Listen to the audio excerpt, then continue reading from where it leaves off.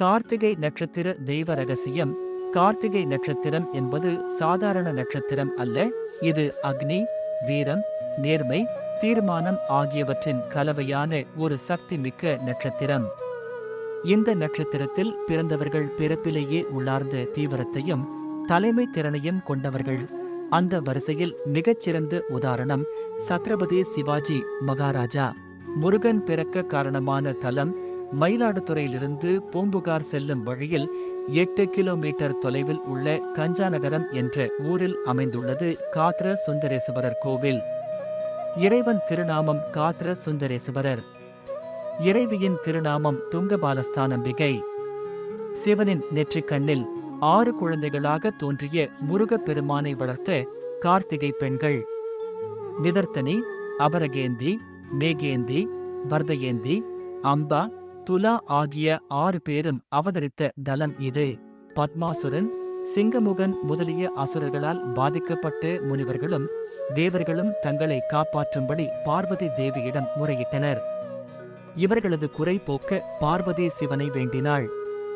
சிவபெருமான் காத்ர ஜோதி, நெருப்பு வடிவம், யோகம் பூண்டு தவம் செய்து கொண்டிருந்த காலம் அது.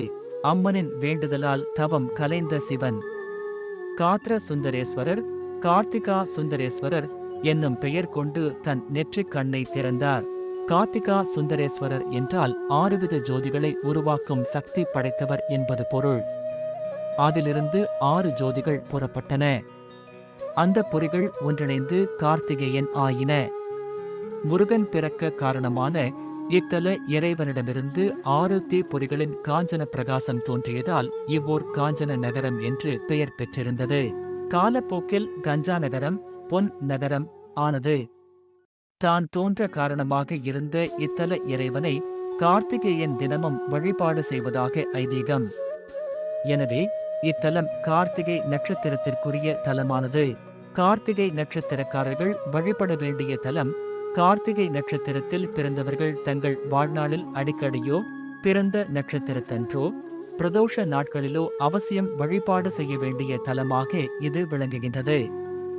இக்கோவிலில் அவர்கள் தீபம் ஏற்றி விசேஷ வழிபாடு செய்தால் வாழ்க்கை வளம் பெறும் என்பது நம்பிக்கை. அதிலும் குறிப்பாக கார்த்திகை நட்சத்திரத்தில் பிறந்த பெண்கள் வெள்ளிக்கிழமை மற்றும் கார்த்திகை நட்சத்திர நாட்களில் வேதாமிர்தீரம் எனப்படும் அம்மனின் கையில் உள்ள கிளியை தரிசனம் செய்தால் சிறந்த மன வாழ்க்கை அமையும். திருமணத்தில் தடை உள்ள கார்த்திகை நட்சத்திர பெண்கள் துங்கபத்திரா நதியின் தீர்த்தத்தால் இத்தல அம்மனுக்கு அபிஷேகம் செய்தும் சுமங்கலி பூஜை செய்தும் வழிபட்டால் விரைவில் திருமணம்